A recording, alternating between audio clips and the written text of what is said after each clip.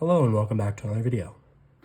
In this problem, we're told that for a training program, Juan rides his bike at an average rate of 5.7 minutes per mile, which function m models the number of minutes it will take Juan to ride x miles at this rate. So the way that we're going to do this is to do a unit conversion to generate m of x. So we're told that he's riding his bike at 5.7 minutes per mile. So we write that down. And we have to convert this into the number of minutes.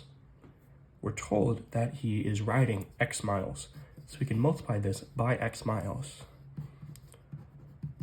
And what is that going to give us? Well, the miles cancel out, and we're left with 5.7 times x, which is 5.7x minutes.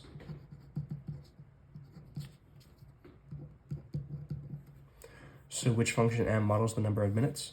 5.7x, therefore m of x is equal to 5.7x. D is the final answer.